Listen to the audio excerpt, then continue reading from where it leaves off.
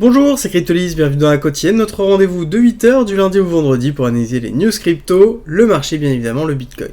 On commence les nouvelles avec Celsius qui fait encore parler de lui, pas forcément dans le bon sens. Un de ses prestataires a breach, en fait a tout simplement eu une faille de sécurité sur lequel la totalité ou quasiment la totalité des emails des utilisateurs ont été leaks, donc ont été récupérés, et donc il faut faire très attention aux emails que vous pourrez recevoir dans cette partie-là si jamais vous avez été inscrit à Celsius. Vous pouvez avoir des arnaques, des phishing, donc là-dessus faites très attention, et si jamais vous avez le moindre doute, n'hésitez pas à poser la question sur le Discord. On a un thread qui est spécialisé pour ça, qui est Report sur Scam, donc n'hésitez pas à passer pour donner l'information ou à poser une question si jamais vous avez un doute, parce que ça peut être déjà très vite, et deux, ça peut être très dangereux. On continue dans les nouvelles avec la plus grosse news qui a été donnée, qui est que ça y est, les États-Unis sont en récession. Alors oui et non. Oui, parce que ils ont une diminution de la croissance de 0,9 points, enfin de 0,9%, ça veut dire quoi? Ça veut dire que ils sont à moins 0,9 sur leur croissance au niveau du deuxième trimestre, au second quarter, et que la définition de la récession, c'est 2 quarters en négatif. Le premier est en négatif, le second en négatif. Les États-Unis sont en récession.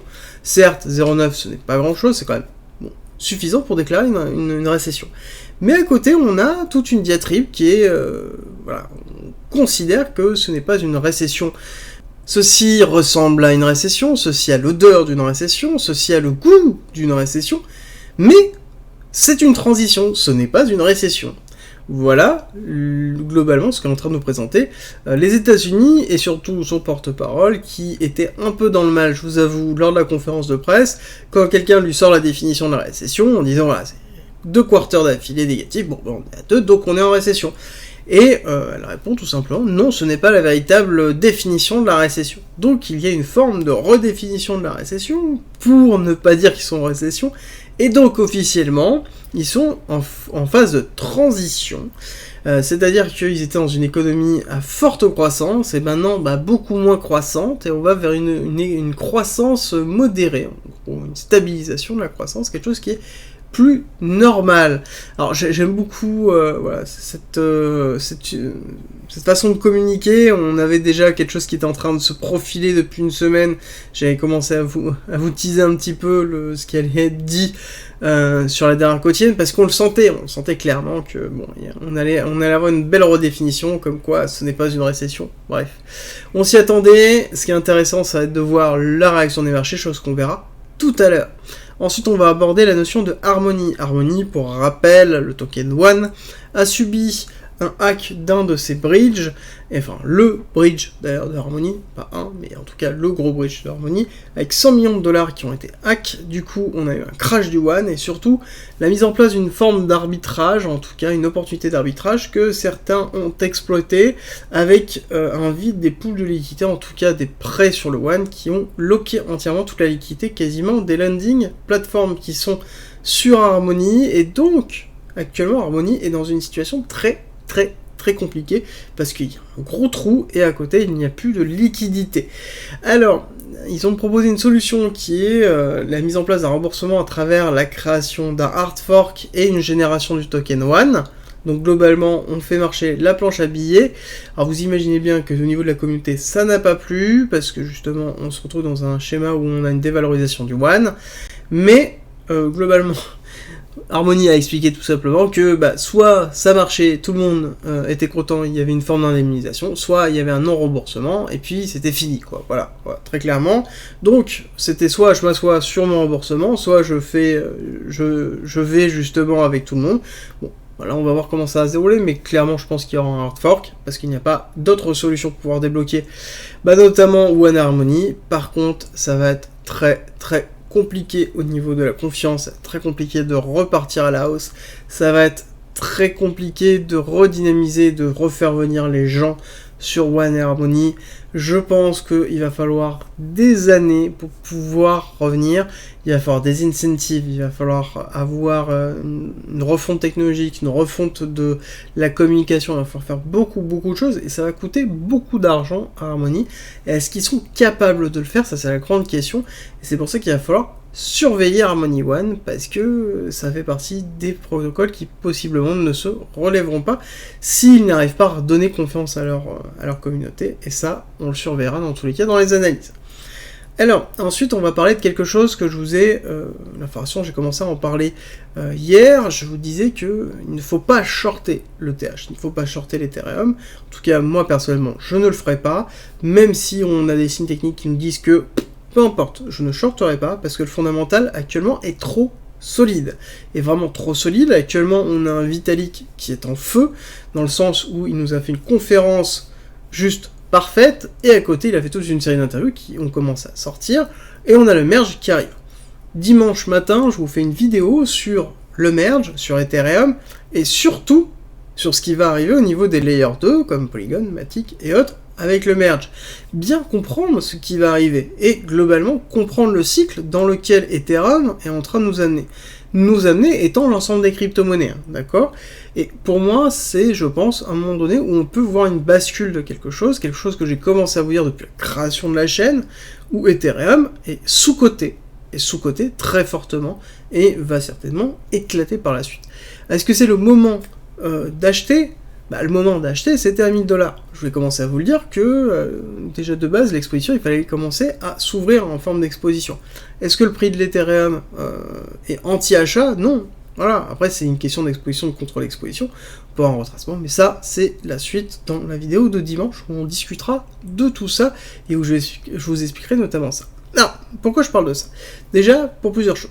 C'est que, nous avons une interview de Bankless qui est sortie.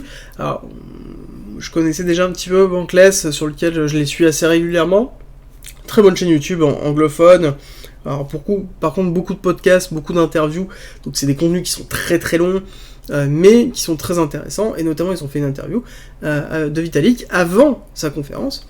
Et globalement, l'interview est très intéressante. D'ailleurs, je la mettrai sur le Discord dans la partie Ethereum, d'accord, dans le canal Ethereum ETH, pour que vous ayez l'entièreté de l'interview.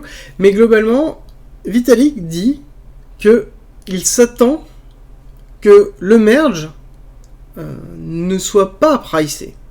Et que ce n'est pas forcément qu'en termes de marché, ce pricing, mais que c'est même en termes de psychologie et de narratif. Ça veut dire quoi ? Ça veut dire que, à l'heure actuelle, le marché n'a pas conscience que le merge, enfin l'intérêt du merge et ce qui va se passer derrière, que ce n'est que le début de l'accélération du développement d'Ethereum.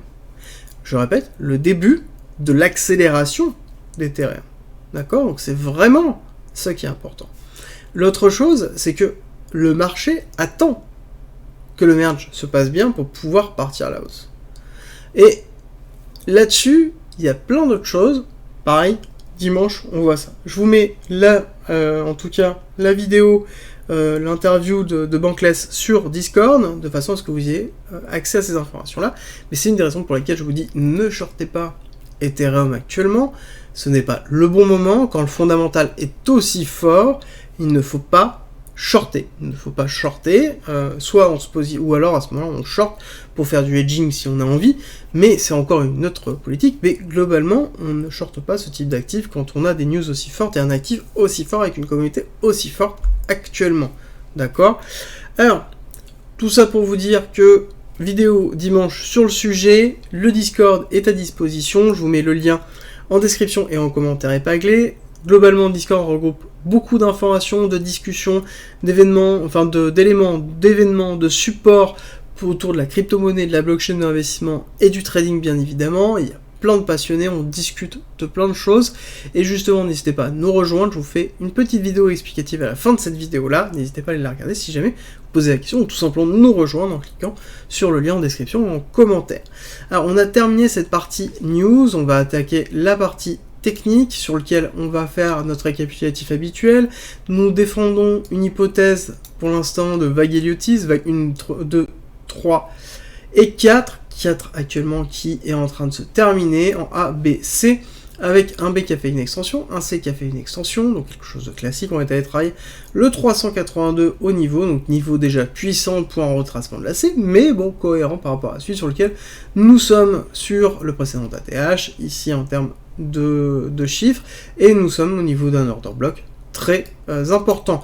Derrière, est-ce que l'on peut descendre? Oui, nous avons des niveaux à 14 500 et des niveaux à 10 000 sur lesquels on pourrait les descendre, mais à ce moment-là, ça invaliderait notre hypothèse, on passerait sur une autre hypothèse dont je vous ai déjà présenté et que je vous représenterai samedi matin dans le récapitulatif de l'hebdo, et surtout je vous présenterai une analyse un petit peu particulière du BTC sur lequel ça pourrait vous intéresser. Alors là-dessus nous avons donc le top de la casser les 14 500, c'est break ici, d'accord. Pour moi les 14 500 sont quand même une poche de liquidité et une zone à ne pas casser, ou sur lequel on risque d'avoir une réaction très très forte en tout cas.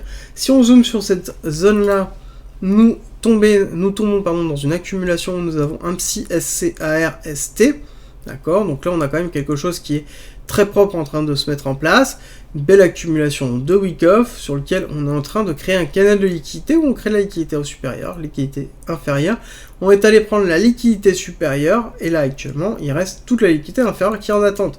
Liquidité inférieure qui descend jusqu'à globalement 10 000 avec un gros pic au niveau des 14 000, 15 000, donc 14 500, sur lequel on a un gros cluster de liquidité. L'autre cluster de liquidité se trouve en dessous des 19 000, globalement entre ce niveau-là ici, donc ce bas ici, ce low ici, et le SC, d'accord, donc là on a une grosse pool de liquidité, et ce que l'on attend normalement dans une accumulation, c'est d'aller prendre cette liquidité, c'est d'aller chercher de la liquidité pour créer un mouvement aussi. C'est le principe même de l'accumulation, et dans le textbook, donc dans l'explication classique, serait d'aller faire une prise de liquidité du SC, donc c'est-à-dire casser le plus bas ici, pour faire une réaction haussière, c'est ce qu'on appelle le STB, et possiblement réaction haussière, recassure vers le bas pour un spring, d'accord. Donc ça c'est normalement ce que l'on attend. Est-ce que le spring est obligatoire? La réponse elle est non. Est-ce que le STB est obligatoire? La réponse elle est non, d'accord. On peut avoir le principe même, c'est la prise de liquidité. Très important, à partir du moment où on a une prise de liquidité suffisante pour déclencher un prix, on a une réaction haussière et on est parti. Alors ce qui est intéressant, c'est de voir ce qui était en train de se passer. Donc hier, j'ai commencé à vous dire que ça sentait une accélération haussière. Bon, là en l'occurrence, on est en train de continuer sur l'accélération haussière. On est en train de retester le niveau qui avait été laissé ici. On ne l'a pas encore retesté pour l'instant. On est en train de s'en rapprocher. Je pense qu'on va le retester très vite, voire même le prendre.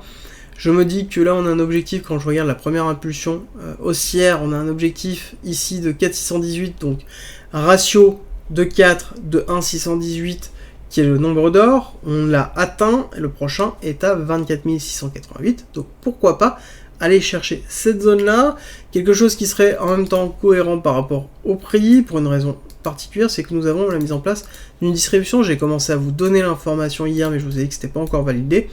Là on est en train de le valider en BCARST, SO, et là potentiellement un UT, ce que l'on attendrait, c'est une prise du coup de liquidité de ça, pour pouvoir aller chercher ce niveau-là, voire possiblement beaucoup plus haut, parce qu'on n'oublie pas qu'on a toujours, ce que je vous ai donné, les targets très importantes au-dessus de 26 000, en dessous de 26 000, ici on n'oublie pas, c'est vide, c'est le néant total en termes d'order book, donc il faut très peu d'impulsion haussière pour pouvoir absorber toute cette zone-là.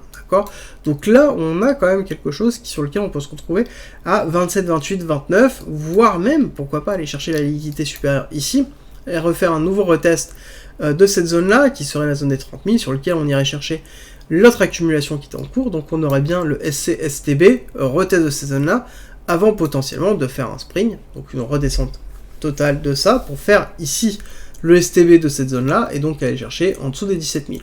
Voilà, quelque chose qui pourrait être assez cohérent. Donc si je vous le mets en 4 heures pour vous donner de la visibilité, on aurait donc quelque chose qui s'effectuerait de cette façon-là. On aurait, hop, on va y arriver, tac, ici SC, ARST, donc accumulation classique, STB, on recrée ici une nouvelle accumulation avec SC, ARST, hop, cassure de cette accumulation ici à la hausse, pour validation ici du retest, donc on a validé comme ça le STB qui se trouve ici, avec un retest de la zone supérieure de la zone classique, sur lequel on a une validation, et soit après on a tout simplement ici un retest bas et on départ, soit, attendez, tac, soit on a une cassure baissière pour faire le STB ici, le spring de cette grosse accumulation, et partir ensuite à la hausse, faire un retest, et accélérer, d'accord?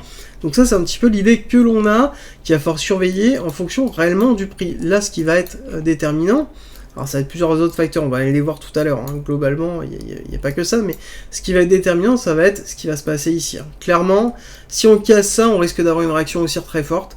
Une réaction haussière très forte parce qu'en plus, on va avoir un ensemble de personnes qui tradent majoritairement en retail, qui vont partir très fortement à la hausse avec une nouvelle sortie avec une cassure à la hausse, et en même temps ce qui est logique, hein, là actuellement on est toujours dans une structure ascendante, hein, on n'oublie pas la structure is king, les structures là actuellement sont toujours ascendantes, hein, on n'a pas de break-off structure majeure, hein.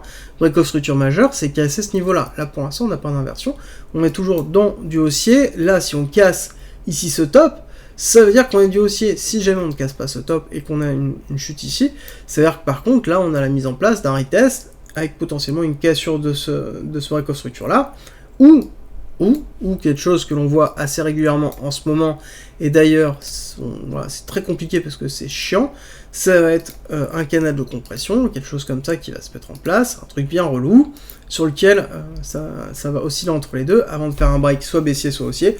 Donc je vous avoue que majoritairement on les break baissiers, hein, c'est le genre de compression actuellement, mais on va avoir quelque chose qui va ranger avec assez peu de volatilité, quelque chose qui va un petit peu s'essouffler. On n'oublie pas qu'aujourd'hui on a quand même tous les growth rates des autres pays qui sortent, donc on a beaucoup de choses avec des taux d'inflation qui vont arriver, notamment sur la zone euro, donc du coup on a quand même beaucoup de choses en termes de fondamentales.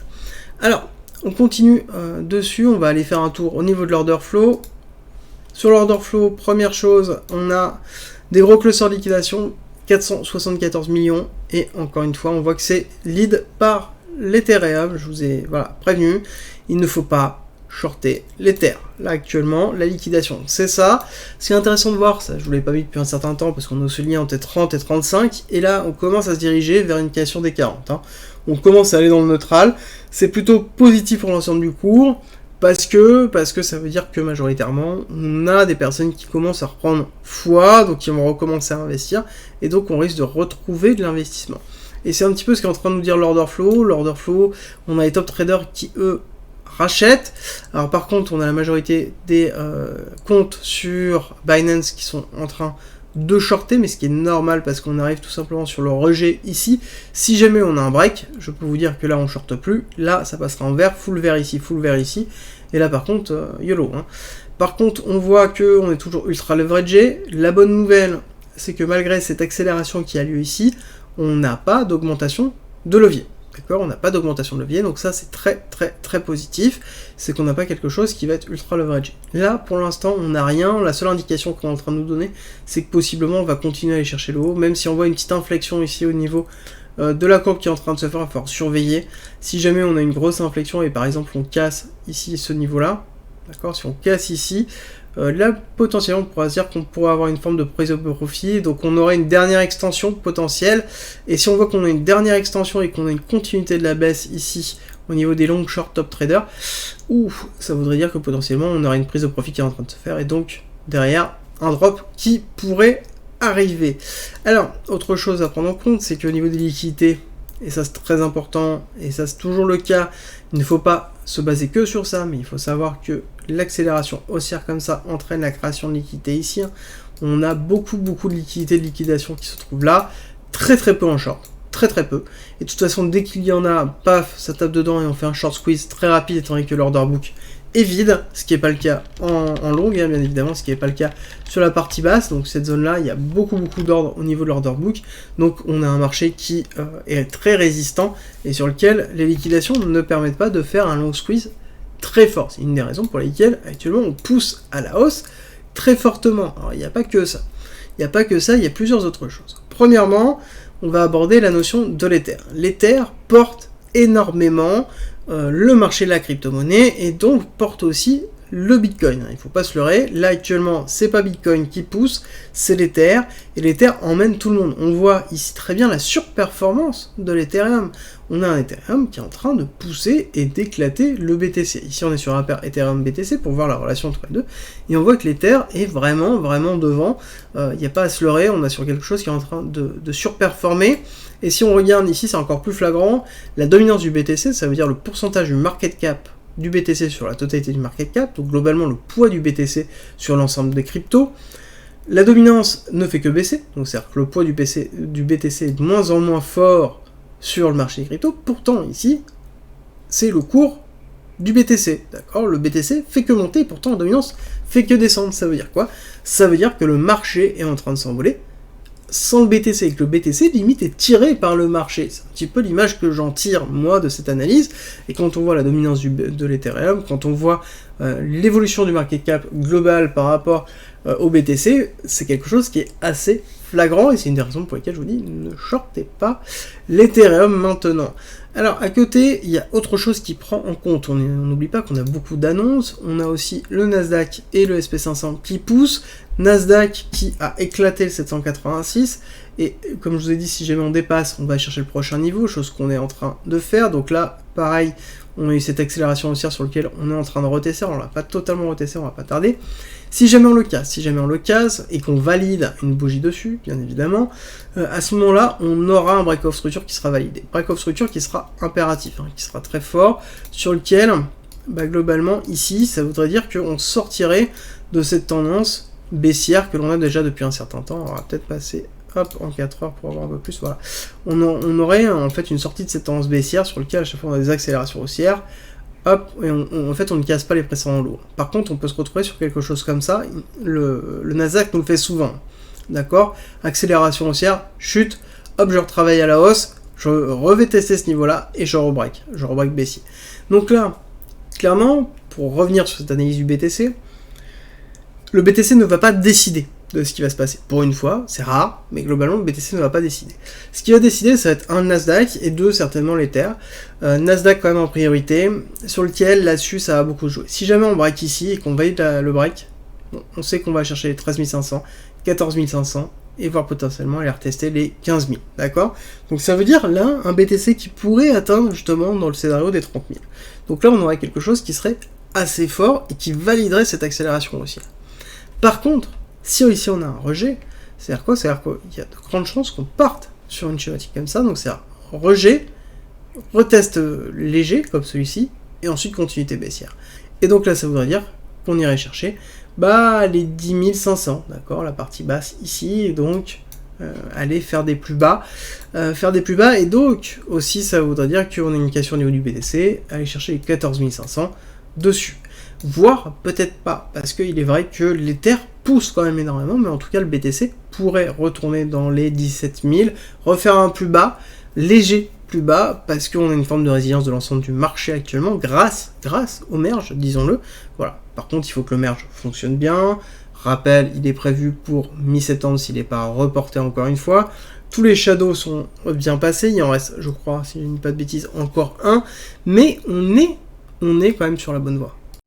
Rejoins le Discord, c'est un lieu unique qui réunit toutes les informations sur l'investissement, le trading, la crypto-monnaie et la blockchain. Tu y trouveras notamment toutes nos annonces, une bibliothèque remplie d'informations mises à disposition gratuitement pour tout comprendre, des salons de discussion pour pouvoir progresser ensemble sur la crypto-monnaie, la blockchain, le minage, la fiscalité, la DeFi bien évidemment, et ensuite l'analyse technique avec la partie débutant, expert, sur les indices, sur même le trading en général.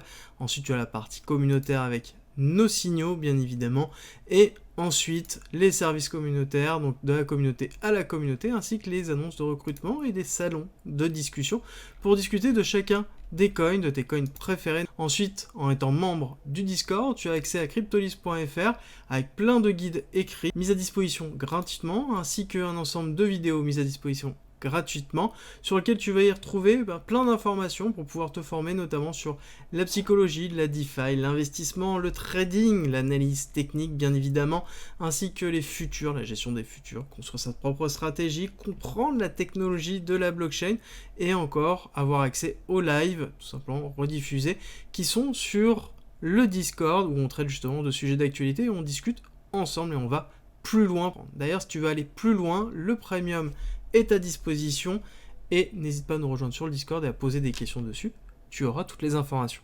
Si tu aimes mon contenu, like, partage et abonne-toi, ça m'aide énormément.